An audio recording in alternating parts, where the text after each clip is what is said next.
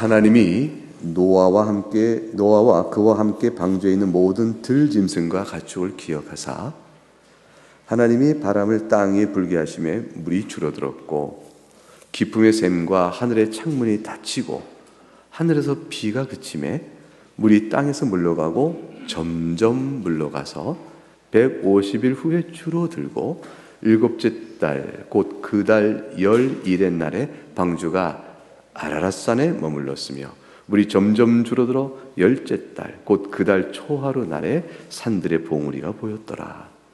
40일을 지나서 노아가 그 방주에 낸 창문을 열고 까마귀를 내놓음에 까마귀가 물이 땅에서 마르기까지 날아 왕래하였더라.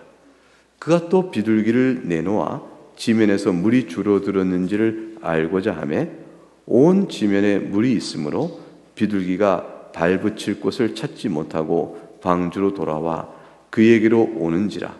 그가 손을 내밀어 방주 안 자기에게로 받아들이고 또 7일을 기다려 다시 비둘기를 방주에서 내놓음에 저녁 때에 비둘기가 그에게로 돌아왔는데 그 입에 감람나무 새 잎사귀가 있는지라. 이에 노아가 땅에 물이 줄어든 줄을 알았으며 또 7일을 기다려 비둘기를 내놓음에 다시는 그에게로 돌아오지 아니하였더라. 601년 첫째 달 곧 그 달 초하루 날에 땅 위에서 물이 거친지라. 노아가 방주 뚜껑을 제치고 본즉 지면에서 물이 거쳤더니 둘째 달 20일의 날에 땅이 말랐더라. 하나님이 노아에게 말씀하여 이르시되 너는 네 아내와 네 아들들과 네 며느리들과 함께 방주에서 나오고 너와 함께한 모든 혈육 있는 생물 곧 새와 가축과 땅에 기는 모든 것을 다 이끌어내라. 이것들이 땅에서 생육하고 땅에서 번성하리라 하시매 노아가 그 아들들과 그의 아내와 그 며느리들과 함께 나왔고 땅 위의 동물 곧 모든 짐승과 모든 기는 것과 모든 새도 그 종류대로 방주에서 나왔더라. 하나님의 말씀입니다. 하나님께 감사합니다. 복된 주의 말씀이 말씀을 듣는 우리 모두에게 큰 은혜가 되기를 주의 이름으로 축복합니다. 하나님 오늘 본문을 통해서 우리는 분명히 먼저 알 것 한 가지 사실이 있죠. 그것은 하나님의 신실성입니다. 하나님께서는 약속한 것을 반드시 지키시고 그리고 그것을 이루시는 데 필요한 지혜와 능력이 충만하셔요. 하나님을 믿습니다라고 말할 때 가장 중요한 것은요, 하나님의 능력에 대한 확신이요, 하나님의 신실함에 대한 확신이에요. 이것은 모든 믿는 사람들에게 다 똑같이 요구되었던 그가 믿음이 있는가를 살필 때 묻고 확인하게 되는 중요한 두 잣대예요. 예컨대 한번 생각을 해보세요. 아브라함이 그 아들 이삭을 몇 세에 낳습니까? 100세입니다. 약속을 받을 때는 70세예요. 그럼 그때 약속을 받고 노년에 이르는 동안에 하나님 저에게 언제 아들을 주십니까? 라고 묻는 그 기간 속에 아브라함이 요구됐던 것은 뭐냐면 하나님을 네가 믿느냐는 것이었죠. 그 믿음을 로마서에서 풀고 히브리서에서 풀 때 아브라함이 하나님께서는 죽은 자 가운데서도 어떻게 돼요? 살리시는 분이시니까 사라의 태에도 씨를 주실 줄을 믿고 그리고 또 그 독자를 제물로 바쳐라 라고 말씀하실 때도 죽은 자라도 살리시는 분이시니까 약속을 지키는 분이시니까 내게 후손이 번성케 하라는 말씀을 반드시 이루실 거야. 그러니까 이 말씀에 대해서 의심치 않고 순종할 수 있었던 거죠. 그러니까 하나님의 능력과 신실함을 믿는 것은 모든 하나님 믿는 일이 있어서 중요한 시기마다 우리에게 기대되어지는 내용이에요. 이 노아 때도 사실은 하나님께서 심판을 내리라는 말씀도 심판이 주어졌고 방주에 들어가면 네가 살리라는 말씀도 과연 살아나는 일들이 있게 되어져요. 그 일을 위해서 하나님 만들라 하신 방주를 만들고 들어가라 하시니 들어가게 된 일이 있었던 것이죠. 홍수가 내리치고 방주에 들어있는 노아는 세상으로부터 단절되죠. 이제 방주라는 요색 안에만 이게 있고, 그 가운데 어둡고도 하고 불을 비춰야 초롱불이겠죠. 이제 그런 가운데서 밖이 이제 막 이제 바람 불고 물이 차오르고 하는 가운데서 노아는 단절된 이제 요 안에 있으면서 하나님을 바라보게 되어집니다. 언제까지 비가 내릴 것이며 또 물이 흔들릴 것이며 언제 우리는 나갈 수 있을까? 이 모든 일에 대한 예상을 노아 스스로가 설계하거나 기획해서 할 수 있는 일이 아니었기 때문에 하나님의 인도하심만을 기다리고 있을 것이에요. 그런데 이제 그 같은 상황 속에서 노아를 향한 하나님의 말씀이 1절에 나와요. 1절을 보게 되면 1절 말씀을 같이 읽어봅니다. 시작. 하나님이 노아와 그와 함께 방주에 있는 모든 들짐승과 가축을 기억하사 하나님이 바람을 땅 위에 불게 하심에 물이 주로 들었고, 이렇게 되어 있죠. 이건 굉장히 중요한 말씀이에요.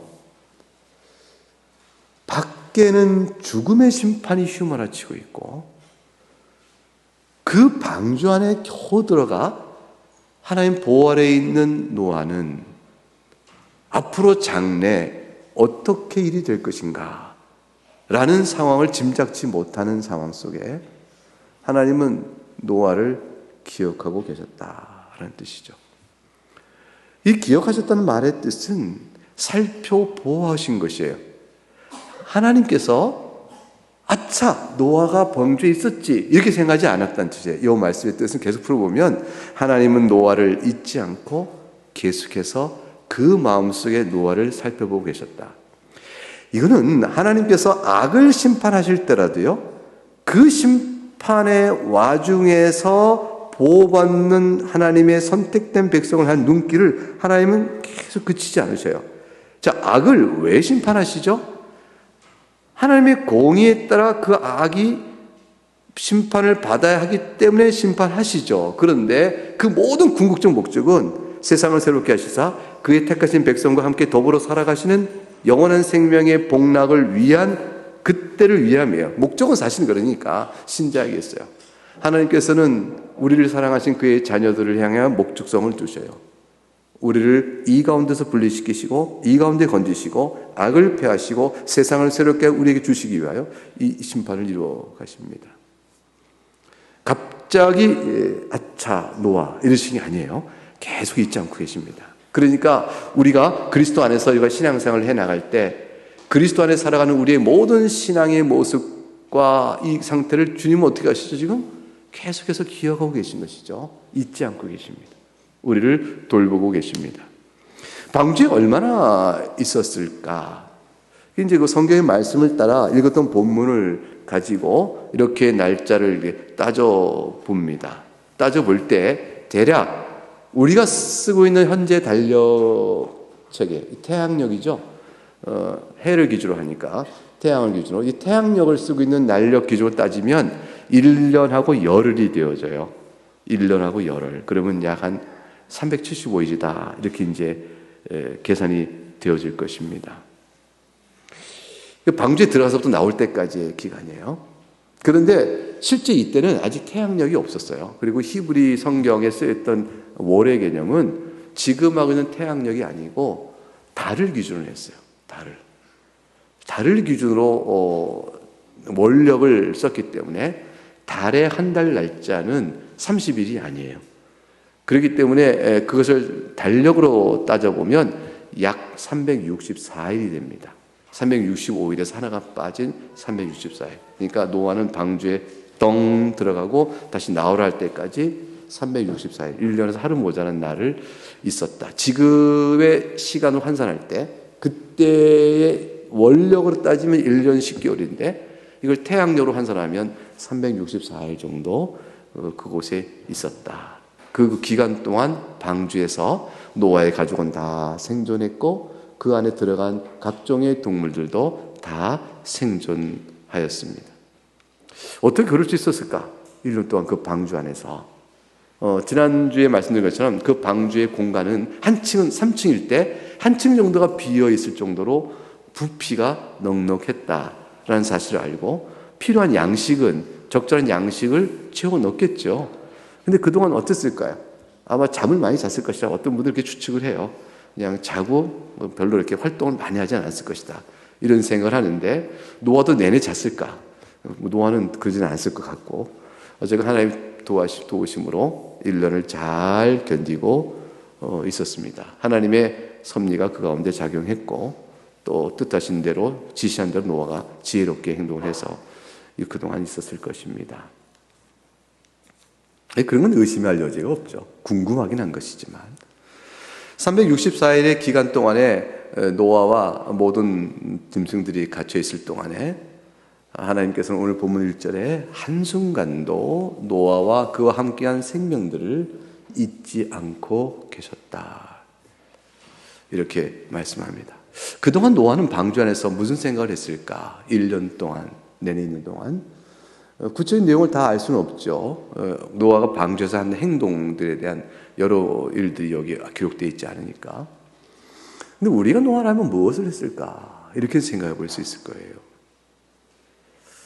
여러분이 노아의 방주에서 1년의 세월을 어떻게 무엇을 하며 보내실 것 같으셔요?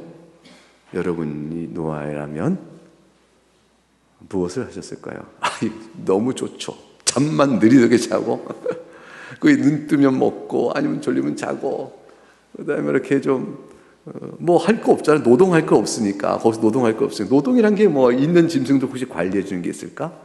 그 일이 많았겠네요. 그 변도 치고 먹을 것도 주고 뭐 그것도 만만치 않은 일이 있겠네요. 그것도 심각한 노동이었겠어요. 그렇게 생각해 보면. 근데 뭐 어쨌건 뭐 세상살이 뭐 그거보다는 좀 낫지 않았겠나. 편했을 것 같기도 하고 뭐 복잡 여러 가지 생각이 있을 거예요. 근데 노아는 적어도 영적인 측면의 각성이 있었겠죠. 노아는 그냥 깨어있지 않고 세상 그 맹놓고 살지는 않았을 거예요. 어마어마한 충격적인 사건에 있어요. 본 거예요. 하나님은 무서운 악에 대한 심판, 그리고 하나님께서 구원하신 자에 대한 구원의 손길의 은혜, 이거를 적나라하게 그걸 목격한 자로 서서 방주 안에 있어요. 그런 자가 일상의 일에 마음을 다 뺏겨 하나님을 기억하지 못한 채 1년을 보낸다? 그 생각 못하죠. 그 생각 못합니다. 영적인 각성에 더욱더 뚜렷한 의식을 가지고 있었을 것이다. 그래서 첫 번째 몇 가지 노아는 무엇을 했을까 생각해보면 우리가 교훈을 얻어보면 첫 번째, 무엇보다도 이 방주 바깥에서 진행되고 있는 하나님의 무서운 심판에 대해서 생각을 했을 거예요. 다 죽는구나. 자신이 알고 지냈던 사람들 얼굴이 떠오를 거예요. 그 자에게 하나님 심판이 있을 것이야 라고 복음을 전했으나 외면했던 사람들의 생각 떠오를 거예요. 노아가 아꼈던 친구도 있을 것이고요. 노아 이웃 가운데 아기가 태어나서 이 자식 이쁘다 했던 애도 생각날 수 있어요. 노아의 긴 세월 또 같이 살았던 동네 노인도 생각했을 거고요. 많은 사람들이 떠오르지만 다 사라지게 죽게 됩니다. 그동안 사람들이 살기에 필요해 구축했던 문명, 재산, 기술, 자랑거리들, 그 모든 것도 한 수 없이 사라지는 것을 생각할 거예요. 사람이 세운 것은 하나님 앞에서 지푸라기와 같구나. 그를 깨달을 것입니다. 여러분, 우리가 문명사회라고 뭐 이것이 기술 문명에 와서 뭐 이렇게 막 자랑하지만 하나님 심판 때에서는 아무것도 아니에요. 지푸라기예요. 이 만드신 우주의 영광을 생각해 보세요. 이 자연의 이 환경의 틀을 생각해 보세요. 이걸 만드신 분, 아니 그 속에 있는 생명체 하나를 보세요. 그 생명체 신묘막측한 생명이 어떻게 생겼지? 물질은 절대 생명을 못 만들어내요. 근데 생명이란 게 참 다양하게 있어요. 그죠? 박테리아 같은, 아니 그 원형 물질 하나부터 시작해서 박테리아 이렇게 이런 것도 생명체가 있는데 우리와 같은 생명체도 있는 거죠. 생명체가 너무 다양하게 있어요. 각각이 그 상태에서 생명을 호흡하고 살아요. 참 신기롭죠. 이 모든 것들을 만드시는 하나님 앞에서 인간이 해놓은 일들은 지푸라기예요. 하나님이 항상 쓸어버리시면 없어집니다. 그러니까 그 모든 것들을 생각하고 군사력, 기백, 폭력, 지배력, 권력 그 모든 것들 아무것도 아닌 걸 생각하게 되는 첫 번째 생각이 있었을 겁니다.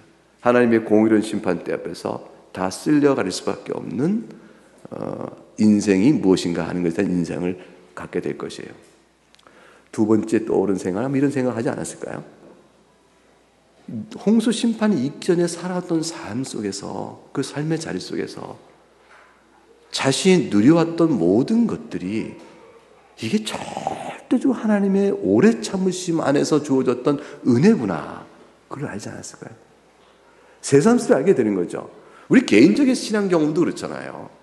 내가 주님 앞에서 은혜를 입어 하나님하고 돌아왔을 때 이전에 내가 살아왔던 많은 모습의 죄, 악에도 불구하고 하나님 그걸 다 참아주시면서 나에게 은혜를 베풀어 살게 하신 것이었구나 고백하면서, 여지껏 내가 내 힘으로 산 것 줄 알았으나 주의 은혜였던 고백을 내놓게 되듯이 아마 노아는 그걸 다 느꼈을 것입니다. 그 전에 이 홍수가 있기 이전에 살았던 삶의 모든 환경이 주님께서 보존하시고 붙들어 주셔서 있었던 것이었구나. 그러니까 자연 자체는 스스로 존재하는 게 아니라는 거예요. 자연 환경은요, 이건 스스로 있는 게 아니에요. 하나님께서 심판하시면 그냥 다 무너져 버려요. 우주도 무너지는 거죠. 하면 심판하시면 무너집니다. 하나님께서 보존하시니까 지켜진 것이었구나. 공기도, 바람도, 해도, 비도, 그 어느 것도 하나님께서 자연 질서 안에서 이 상태를 유지시켜 주시니까 살아온 것이었구나. 주께서 만약 이걸 거두어 가셨다면 우리는 단 한순도 살 수가 없는 것이었구나. 그것을 바로 알게 됐을 것입니다. 우리 개인의 인생 속에서 살아오는 삶의 틀도요, 내가 이렇게 사니까 이게 사는 것이다. 내 능력과 재주, 기회, 또 살아가는 삶의 건강 문제, 또는 재산, 그 어떤 것들이 다 우리 삶을 붙들어주고 있는데, 이것들도요, 하나님 주시니까 있는 거예요. 이거 하나라도 하나님 툭 건드시거나 뺏거나 하시면 그대로 무너져 버려요. 아무것도 아닌 거죠. 그러니까 하나님의 오래 참으심, 또 사랑, 보존하심, 그 가운데 내가 살아온 것이구나. 이것을 노아가 고백하지 않을 수 없었을 것입니다. 여러분은 어떠세요? 방주에서 그 생각 안 드시겠어요? 방주에서 노아는 그러므로 이 생각을 했겠죠. 사람이 사는 것은 하나님을 예배하고 그를 기뻐하며 살아야 되는 인생이다. 하나님이 이렇게 보존하시며 붙들어준 섭리 가운데 살아가니 우리가 범사에 항상 감사하고 늘 기도로 살아야 할 것이 아니냐. 항상 기뻐하라는 말씀의 뜻이 무엇인지 새삼 들어왔을 거예요. 인생에 내리고 올라감이 왜 없어요? 세상에 왜 갈등이 없어요? 우리는 다 번민 속에 있잖아요. 근데 이거를 참아내며 살아가는 인생의 걸음 속에서 우리는 하나님을 바라보게 되잖아요. 그러면서 범사에 감사하라. 하나님을 바라보니 감사하는 거죠. 그리고 하나님을 바라보니 감사하는 거죠. 주신 것도 감사해요. 거두심도 하나님이시니 감사하다. 욥의 고백이 들어오게 되는 거죠. 그거를 가지고 살아가겠구나.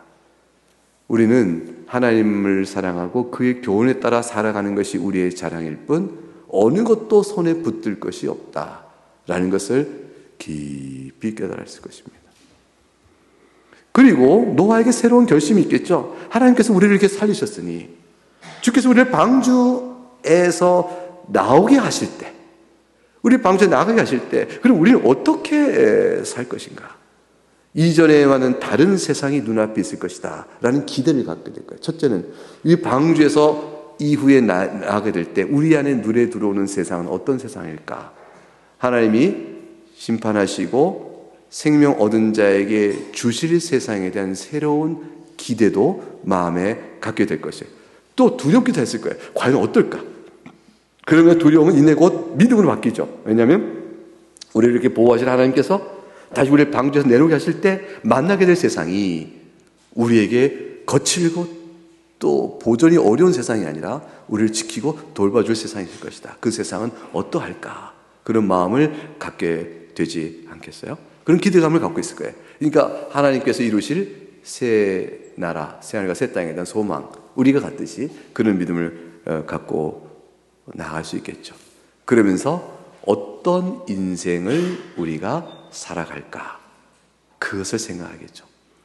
그러니까 이 모든 것들은 죄에서 구원받은 성도가 깨닫는 모든 내용과 하나도 다를 것 없는 노아의 영적인 교훈과 반성 또는 각성 또 그런 것들이 있었을 것이라 생각할 수가 있습니다. 만일 그런 것들이 없었다면 노아는 방주 안에서 헛산 거죠. 헛산 거죠. 무엇을 뜻하죠?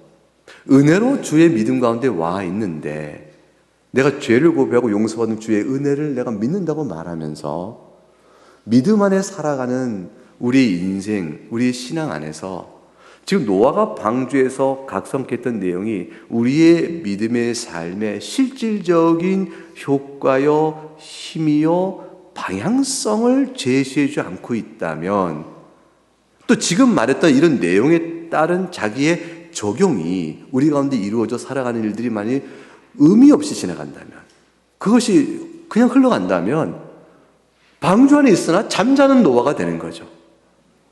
방주에 있으나 그냥 살았을 뿐 살았다는 의미가 없는 거예요. 노아를 살렸다는 것은 생명의 새로움을 주신 것이잖아요. 이 노아가 살았다는 건 이전에 산 건 다른 의미가 되어야 되는 것이죠. 하나님 앞에 살아가는 의미. 그러니까 노아가 하나님 앞에서 의로운 자로 하나님의 은혜를 입어 왔기 때문에 노아와 하나님의 교통은 방주 밖에서 계속 있었는데 노아가 방주에서 이것이 더욱더 생생하고 분명하게 드러나게 될 것이라는 것이죠. 그러니까 방주 안에 있으나 이 얘기예요. 결국은 방주에 있는데 잠자는 자는 없다는 것이죠. 방주 안에 있는데 잠을 잔다. 영적인 무강박성에서 지금 벌어진 이 사태와 구원의 은혜에 대해서 그 의미가 뭔지 생각지 않고 잠자는 자처럼 그냥 신앙생활을 한다. 그 이해가 안 되는 것이라는 거죠. 노아의 모습을 생각해 보면서 예수 안에서 구원을 받아 예수의 방주 안에 들어온 사람이 자기의 믿음 안에서 한평생 살아간 동안은 무엇을 생각하고 어떤 교훈을 바라보며 살 것인가 하는 것에 대한 일깨움을 우리가 생각해 보게 되는 것이죠. 따라서 내가 주님의 은혜와 구원을 자랑하나 실제로는 거의 상관없이 그 고백에 어떤 의미의 적용도 없이 그냥 일상을 살아가고 있다면 방주 안에서 잠을 자는 노아와 비슷해 보이는 겁니다. 방주 안에서 술 취하는 노아, 방주에서 잠자는 노아, 그와 똑같은 모습이 되는 거죠. 그런 노아는 생각할 수가 있어요, 없어요? 생각할 수가 없습니다. 그것은 뭘 의미하냐면 성도에게는 그런 모습을 기대할 수가 없다. 성도는 깨어있다라는 것이에요. 성도는 깨어있다는 것인데 깨어있는 모습 속에서 성도의 감사와 은혜와 즐거움이 더 도드라지고 더 성장케 되는 것이라 하는 걸 알 수 있습니다. 하나님은 노아를 잊지 않으셨어요. 기억하시고 바람으로 땅 위에 불게 하셨고 그 바람은 엄청난 강한 바람이었을 것입니다. 많은 물을 이리로 저리로 바람을 불었으니 물을 모아가시겠죠. 그리고 또 땅에 있는 물은 바람으로 말리셨겠죠. 근데 이 바람은 봄바람, 솔솔 부는 봄바람같이 간질간질한 바람은 아니었을 것입니다. 열렸던 하늘의 창문들은 하나님이 막으시고 땅에서 터져나왔던 기품의 샘들은 더 이상 물이 솟지 못하도록 틀어 막으시고 그리고 땅을 솟게 하시고 골짜기를 만들어 물들이 한쪽으로 쏠려가게 하시는 일들을 하셨을 것입니다.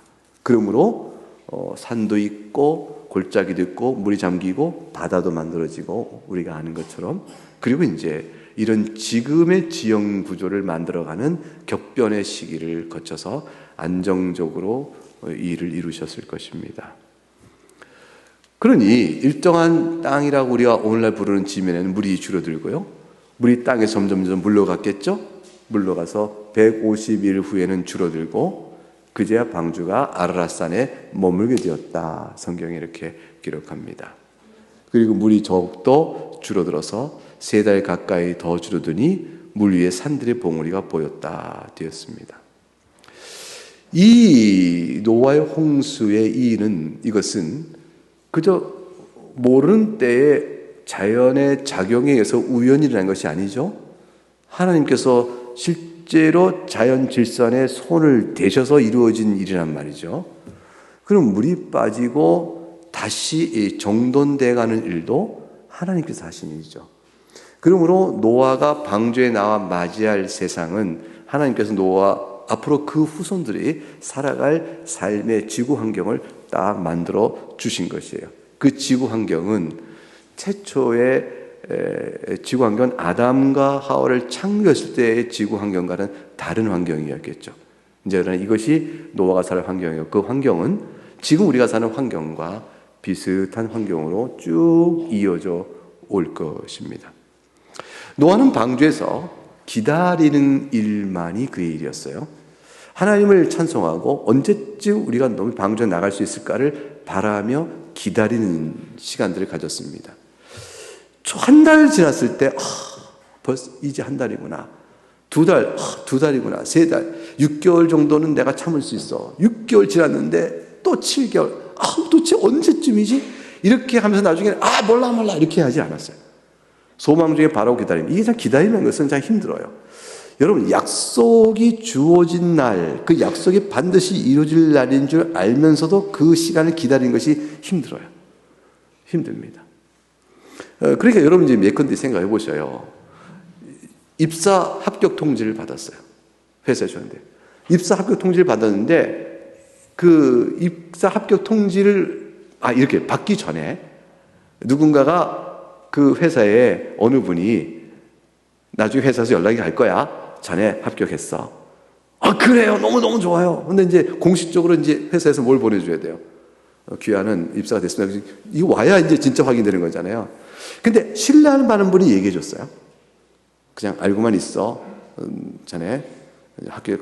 근데 그 사이에서 입사통에 공적 와야 기뻐하고 주변에 막 알리기도 하고 나 이렇게 꿈도 꾸려보고 계획도 세울 텐데 왔는데 이게 아직 안 오고 있고 말만 들은 상태에 있다면 이 사람이 기다림이 얼마나 크겠어요? 실제 이 통지서를 받은 데까지. 그렇지 않겠어요? 그 기다림의 하루하루가 얼마나 인내가 필요할까? 오늘 왔을까? 안 왔네?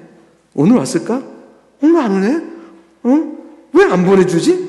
이런 마음속에, 그러나 마음속에 뭐예요? 분명히 거짓은 아닌데, 됐을 텐데, 그 기간의 기다림이 있죠. 성경에서 우리가 이제 예수님의 재림과 이루어진 소망의 약속은 성경에 기록이 되기 때문에 약속이 이미 분명해요. 이게 진실하거든요. 근데 주님이 다시 오실 그날을 바라보는 날을 기다리는 우리의 삶 속에는 진짜 오늘날까지 하루하루를 기다리는 삶이죠. 이 삶이 예수님 초림 때 나타났어요. 초림 때도 분명해요. 안나 과부된 지 80년 되는 안나는 성전에서 날마다 기도했다고 그랬어요. 근데 아기 예수를 바라보고 뭐냐면 내 기도의 소망이 이루어졌다. 시몬도 그랬어요. 이제 내 영혼을 쉬게 하시는구나. 그동안 얼마나 간절함으로 메시아 오심을 기다렸던지 몰라요. 근데 메시아 오심을 기다리는 동안에 온다는 말도 안 했는데 기다리는 게 아니죠. 오신다고 한 약속 때문에 기다리는 거예요. 근데 히브리서 11장에 보게 되면 이 사람들이 하나님의 약속을 받지 못했으나 믿음으로 살았다 되어 있어요. 그런데 그 약속은 뭐냐면 약속된 사실이 받지 못하는 게 아니라 약속된 사실에 기초하여 성취를 아직 보지 못했으나 라는 뜻이에요. 그러니까 약속은 주어졌는데 그 약속된 일이 아직 이루어지지 않았으나 여전히 믿음을 따라 살았다 되어 있거든요. 노아는 방주에서 나갈 날이 틀림없다는 걸 알아요. 주께서 내가 내보낼 거랑 분명 아니까. 나갈 날이 틀림있지만 언제일까를 기다리는 가운데 인내로 끝까지 살아야 했어요.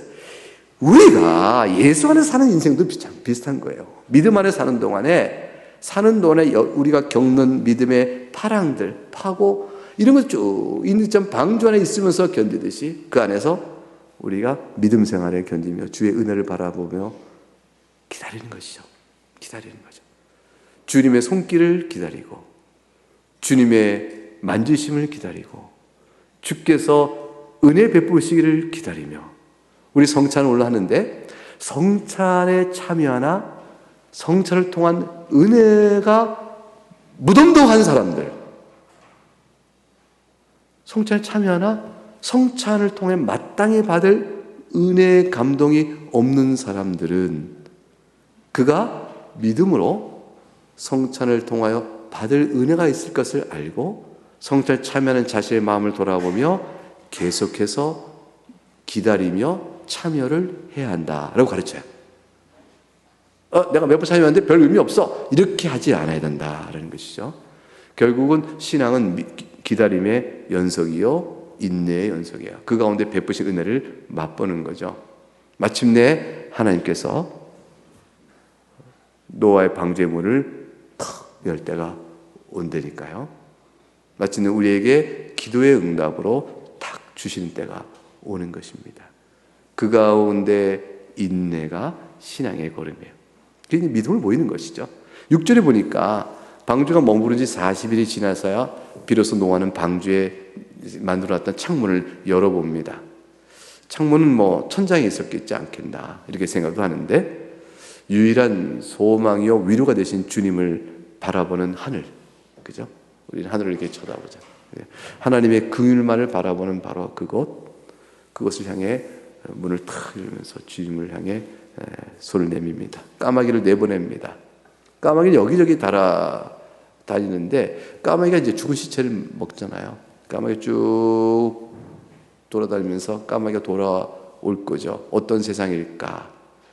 두려움도 있고 여러 가지 궁금증도 있고 또 슬픔도 있을 것이에요. 그러나 희망도 있을 것입니다. 이런 복합적 감정 속에서 이렇게 까마귀를 내놨습니다. 까마귀가 이제 정착할 곳이 없으면 돌아오게 되어지죠. 그런데 이제 비둘기를 내보냈어요. 비둘기 내보내는 건 특별한 의미가 있어요. 비둘기는 물 있는 곳에 절대 내려앉지 않는다고 그래요. 특성상. 그러니까 물 마른 땅이 없으면 비둘기는 반드시 돌아오죠. 다시 7일 기다리고 다시 기다리는 건데 비둘기가 감람나무 잎을 딱 입에, 올리브 나무죠. 입에 딱 물고 찾아왔습니다. 새로운 감람나무야. 땅이 마르고 올리브 나무, 감람나무가 싹이 터서 잎이 났구나. 새로운 생명이요, 새로운 시작이 주어졌구나. 이것을 노아가 확인하게 됩니다. 그러나 성급히 열지 않고 7일 다시 기다려요. 비둘기를 또 내놨습니다. 비둘기가 안 돌아오는 거예요. 그러면 비둘기가 정착할 곳을 찾았다는 뜻이죠. 드디어 나갈 때가 됐구나. 그런데 노아가 스스로 나가지 않죠.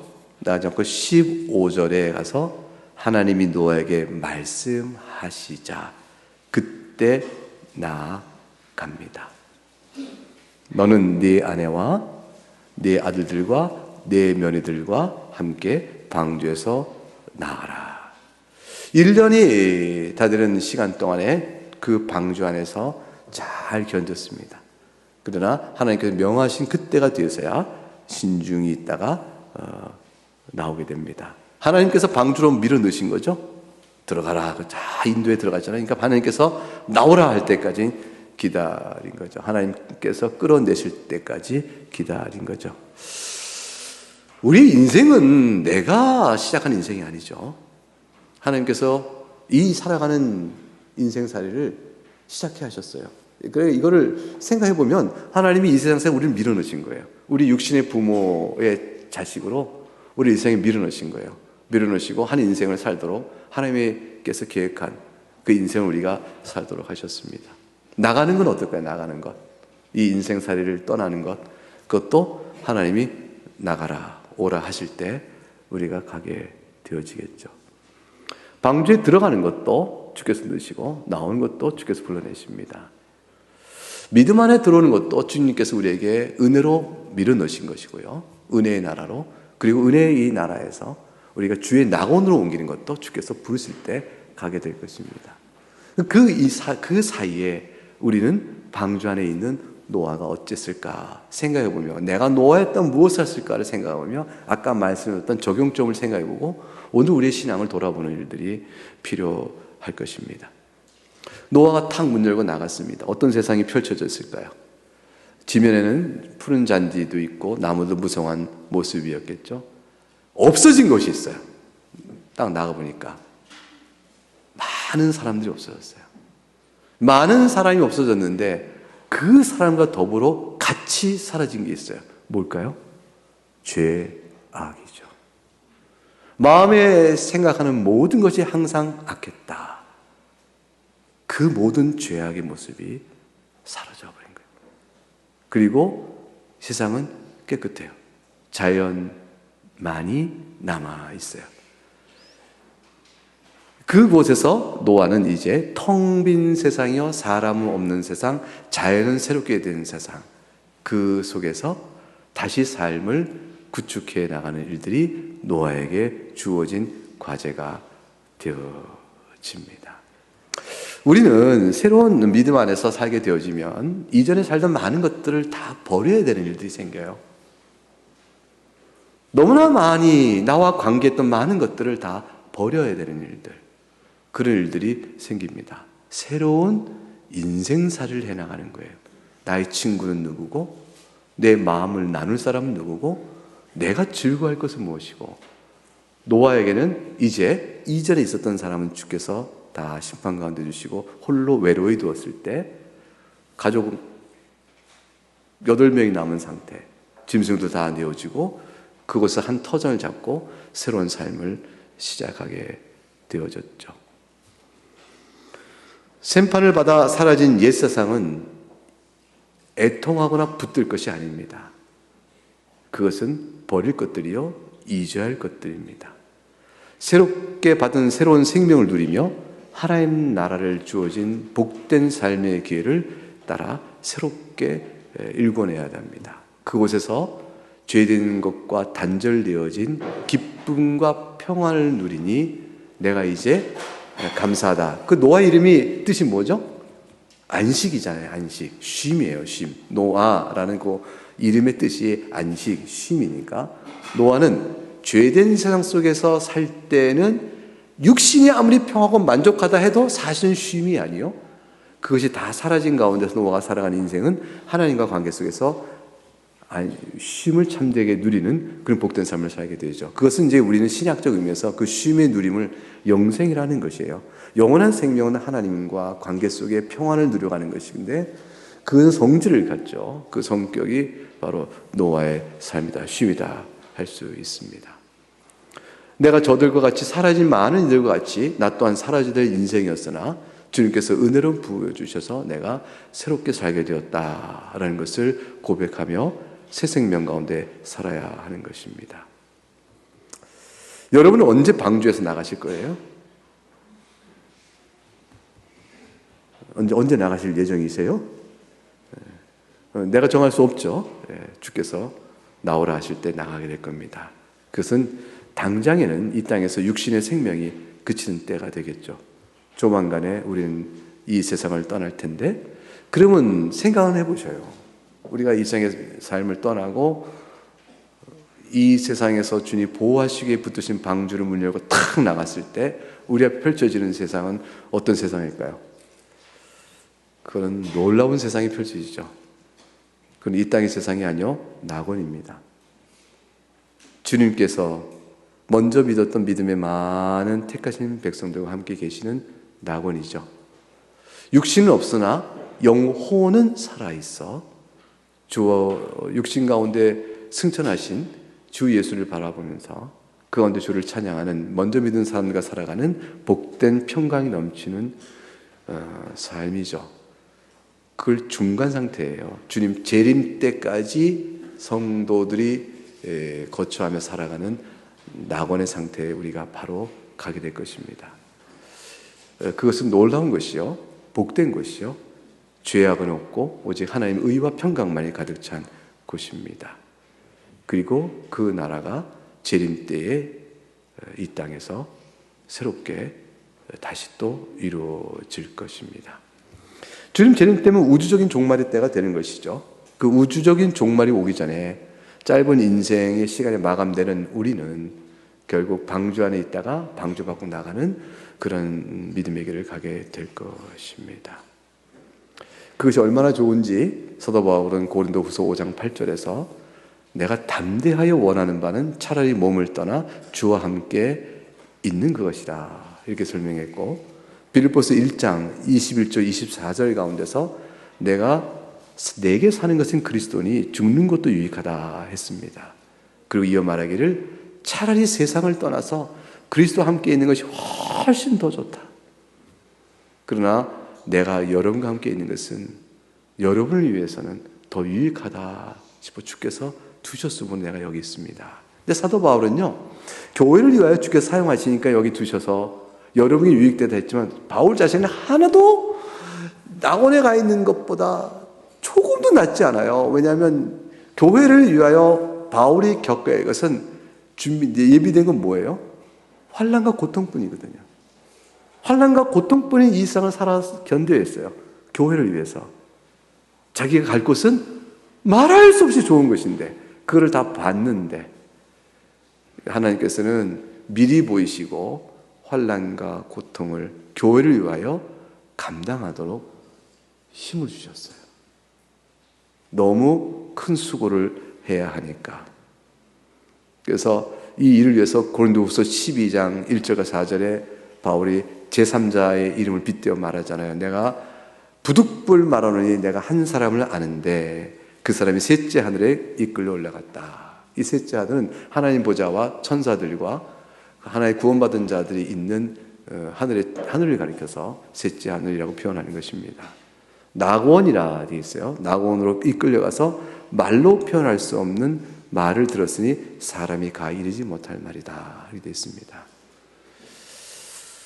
노아는 어떤 세상을 방주 안에서 그렸는지 모르겠습니다. 계시록에 보게 되면 이 죽은 영혼이 성도들이 갈 곳에 대한 묘사가 몇 군데 있어요.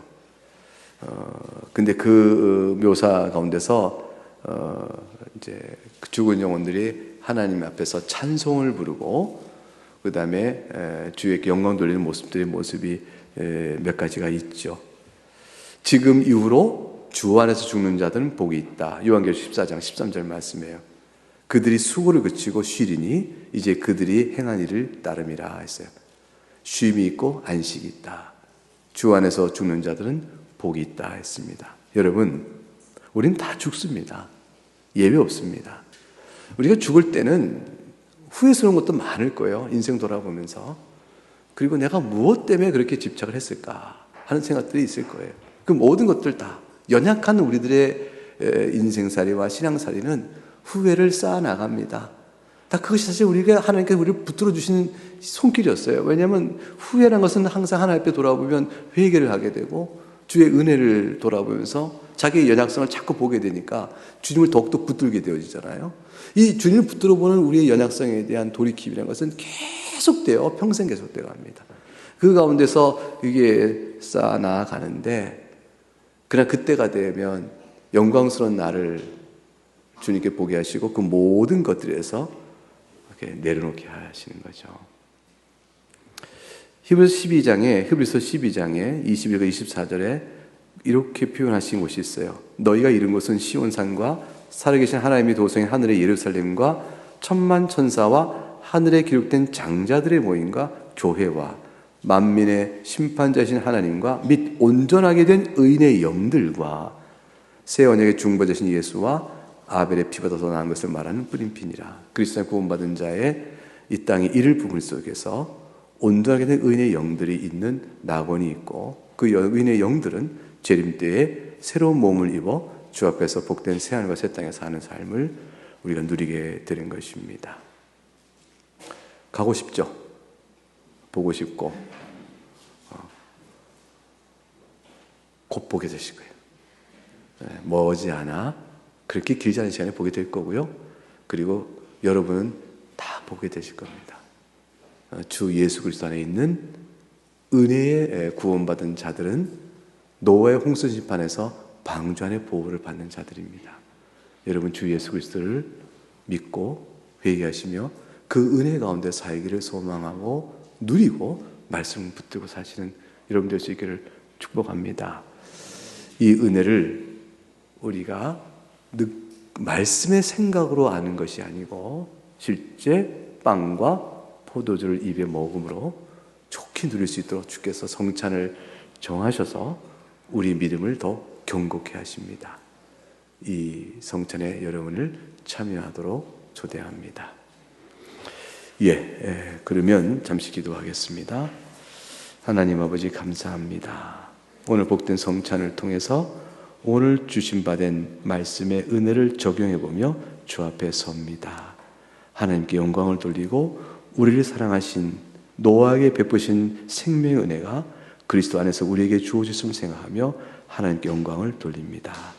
감사하고 예수님 이름으로 기도합니다. 아멘.